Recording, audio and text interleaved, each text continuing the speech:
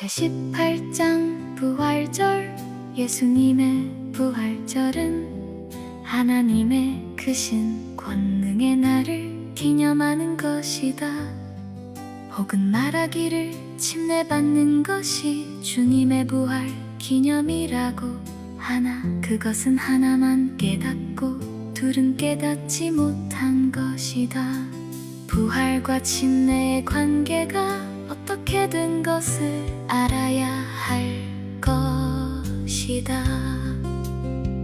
고대 이스라엘 백성들이 출애굽 당시 홍해 바다를 건넌 것은 예수님의 부활을 표상한 거울이 되나니, 곧 침례라 홍해 바다에서 상륙한 그날을 여호와께서 한 규례를 정하셨으니, 곧 맥주의 초실절을 정하여 대대로 기념하게 하신 것이다.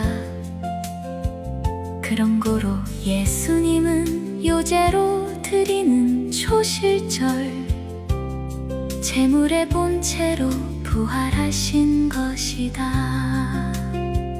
예수님의 부활과 출애굽 당시 홍해 바다 건넌 것과 침례받는 것은 다 같은 의미가 되는 것이다.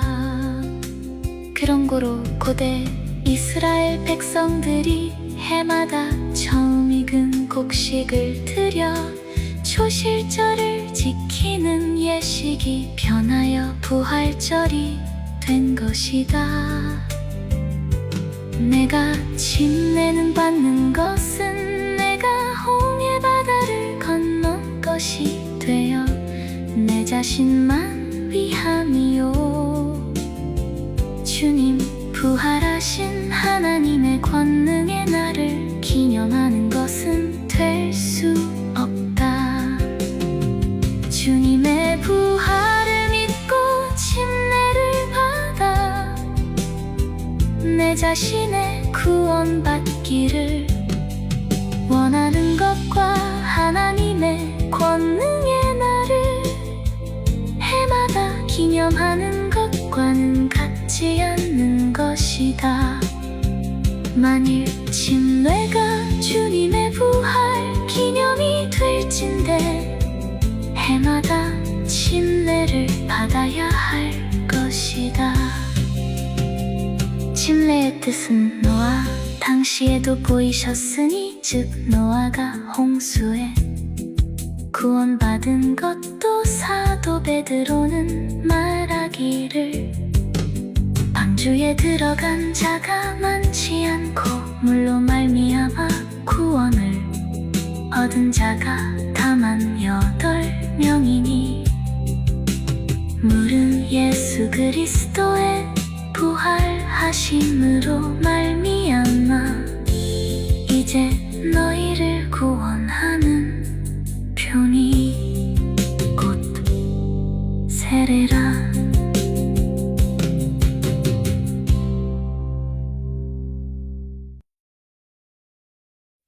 하였고 사도 바울은 말하기를 우리 조상들이 다 구름 아래 있고 바다 가운데로 지나며 그 구름과 바다에서 다 세례를 받고 하였다.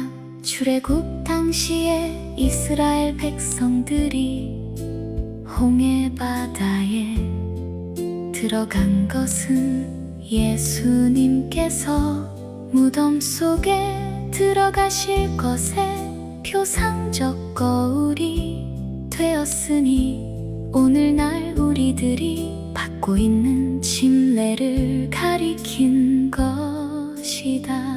즉 홍해 바다에 들어갈 때에 죄악의 군사 바로의 장병들이 따라오다가 물속에 장사된 바와 같이 하나님의 능력을 믿고 침례를 받으러 물 물속에 들어갈 때 죄악도 같이 따라옴으로 나와 죄와 같이 물속에 장사 지낸 바 되었으나 나는 예수를 살리신 하나님의 권능을 믿음으로 살리심을 받으니 죄는 그대로 물속에 남아 장래 지낸 바 되는 것이다. 육신이 살아있는 동안에는 침례로다만 전죄를 물속에 장래 지낸 바 되므로 그 죄와 상관없이 그 죄를 다시는 기억지 않고 양심이 살아서 하나님을 향하여 찾아감으로 허락하실 성신의 선물을 받게 되는 것이다. 침례를 받는 그날에는 전해진 모든 죄를 다 탕감을 받는 날이다. 침례의 깊은 뜻은 여러 모양으로 해석된다. 혹은 우리가 예수님께로 시집가는 의미도 된다. 우리가 침례받기 전에 몸은 사탄의 처가 되어 매인 바 되므로 내가 살아서는 사탄의 손에서 벗어날 수 없으므로 그 손에서 벗어나려면 하는 수 없이 내가 죽어야 할 것인 바 내가 죽지 않고는 사탄의 손에서 벗어날 수 없는 고로 옛 몸을 예수님과 같이 십자가에 못 박아 죽은 몸을 물속에 장사 지낸 바 되므로 사탄의 명부에서 제명을 받게 되고 나는 하나님의 권능을 믿음으로 예수님과 같이 살리심을 받아 예수님을 옷 입듯하여 주님과 같이 연합함으로 둘이 한 몸이 되어 내 속에 계신 그리스도로 더불어 성신을 따라 사는 고로 하나님의 자녀라 칭함을 받아 새 생명의 영적 부활을 받고 장차 죽은 자 가운데서 육신의 부활의 모형을 침례로 만들어 두는 것이니 곧 구원의 표가 되는 것이다. 예수께서 침례를 받으신 것은 죄가 있어서 받으신 것이 아니라 오직 당신의 부활의 모형을 만드사 우리로 행하여야 할 모본과 모형의 뜻을 보이신 것이다. 무슨 일이든지 그의 행하심과 이루어지심은 다 우리들의 교훈이 되며 깨달을 만한 진리가 되는 것이다. 그런 고로 주님의 부활이 아니고는 십자가의 오묘한 뜻을 알 수 없는 것이다. 사도들은 주님의 부활을 강력히 증거한 것이다. 이 여러 성경 구절들을 자세히 살펴보면 주님의 부활이 얼마나 중요한 것을 알 수 있다. 예수님의 부활절은 모세 율법으로 말미암는 맥주의 조실절 제도가 된 것이다. 예수님은 잠자는 자의 처음 익은 열매로 부활하신 다음에 자던 성인들이 많이 일어나 거룩한 성으로 들어갔다는 기록은 곧 예수님을 맥주의 처음 익은 열매라는 것을 증거하는 동시에 사도 당시에 복음으로 인하여 구원받은 성도들은 다 맥주의 익은 곡식의 본체가 된 것이다.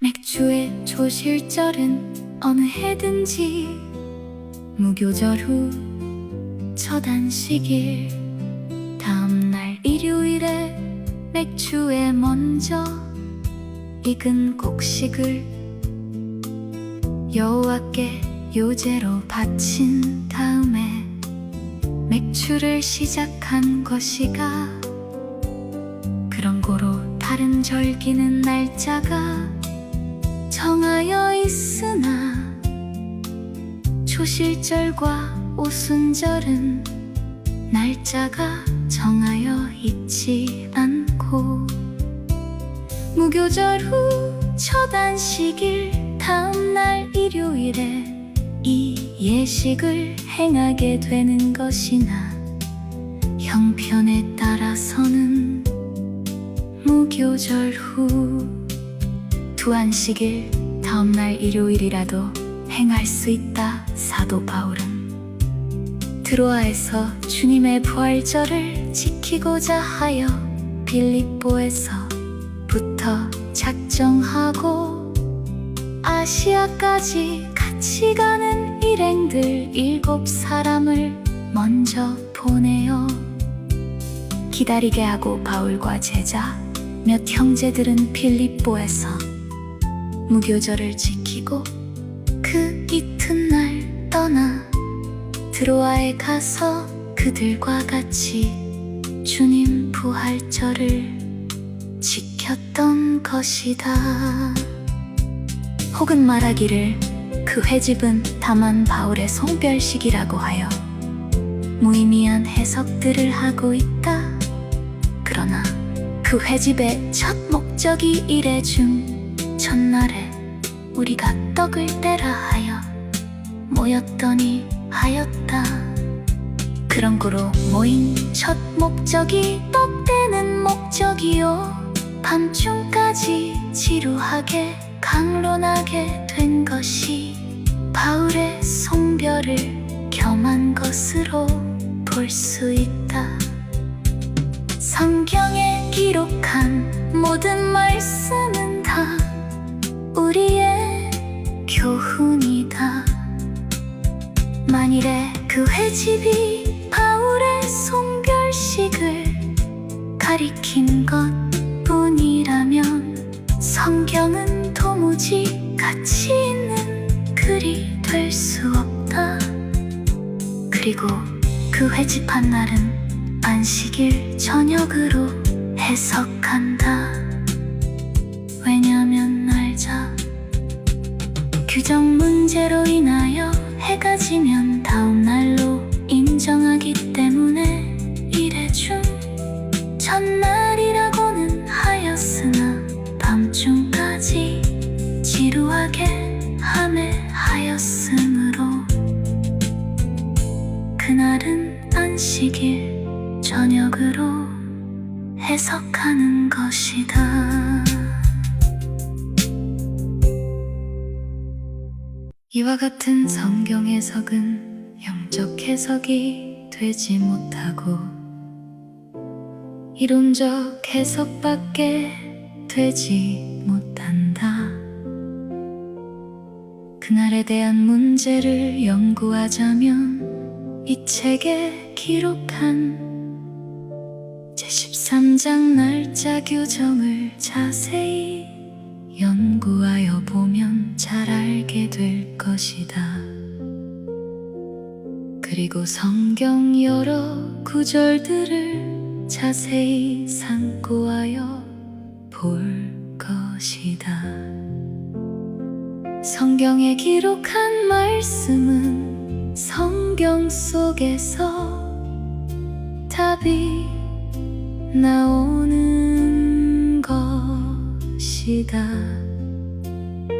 바울은 그날 밤을 새우고 아침에 출발할 것을 이틀날 가고자 하여 강론하기를 밤중까지 지루하게 하매라고 하였다. 그날 밤을 새우고 밝은 날 갈 것을 이튿날 간다고 하였으니 그날 밤과 밤을 지난 밝은 날과는 날이 구별된 것만은 사실이다. 그리고 예수님 부활하신 첫날 새벽날이 밝기 전을 전날이 되려는 미명에라고 하였으니 날이 밝기 전에는 새날이 되지 않는 것만은 사실이다. 그리고 예수 부활하신 전날 저녁에 제자들이 모인 곳에 예수님이 나타나신 그때도 역시 이레 중 첫날이라고 기록하였으니 제자들이 모인 중에 예수님이 나타나신 그때는 이미 어두운 밤이 되었을 때다.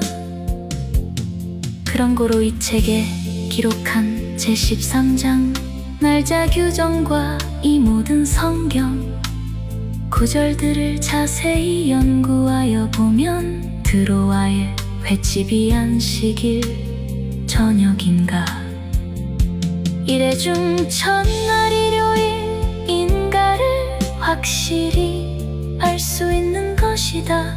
또는 말하기를 그 횟집은 야간 횟집이라고 한다.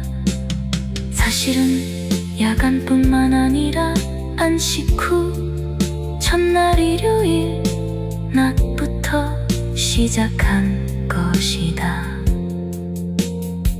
그러나 밤을 더 밝게 보이신 밤 저희와 함께 음식 잡수실 때에 떡을 가지사 축사하시고 떼어 저희에게 주심에 저희 눈이 밝아져 그인 줄 알아보더라 하였다.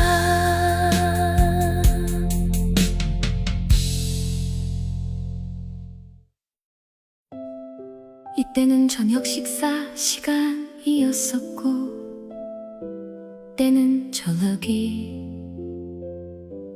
되었다.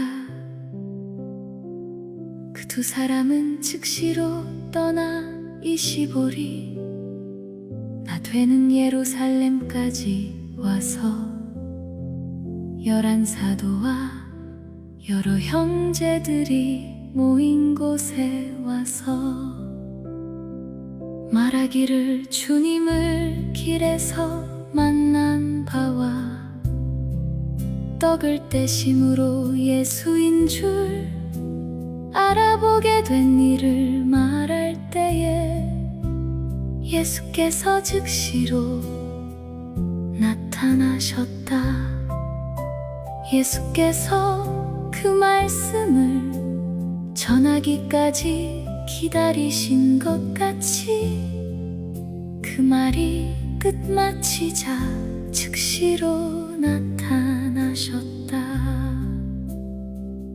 두 사람의 눈이 밝아졌다는 기록은 창세기 3장 7절과 누가복음 25장 31절에 기록한 말씀은 짝된 성경 구절이다. 아담과 하와는 선악과를 먹음으로 두 사람의 눈이 밝아져서 몸에 벗은 줄을 알게 되었으며, 예수께서 부활하신 첫날 축사하신 떡을 떼어 주심으로 두 사람의 눈이 밝아져 예수신 줄 알아보게 된 것은 그 가운데 오묘한 진리가 들어있는 것이다. 성경 가운데 특별한 문제에 있어서는 언제든지 두 사람을 세우신다. 두 사람을 세우시는 것은 확실하다는 증인을 세우시는 것이니, 모세율법에는 두 사람의 증인이 없이는 인정하지 않는다. 예수께서도 항상 모세율법을 따라 증인을 세워 두 사람씩 보내시는 것이다. 어디든지 두세 사람의 증인이 있어야 확실한 것이다. 그와 같이 아담 하와가 선악과를 따먹고 두 사람의 눈이 밝아진 것은 죄의 눈이 밝아진 것이요, 예수께서 부활하신 첫날 축사하신 떡을 받은 두 사람의 눈이 밝아진 것은 영적 눈이 밝아진 것이다. 누구든지 생명을 위하여 주신 떡을 먹음으로 영적 눈이 밝아 내 마음속에 계시는 성신을 알 수 있으며 그의 원하시는 뜻을 알 수 있는 것이다. 주님께서는 당신이 분부하신 것을 다 지켜 행하는 것을 원하신다.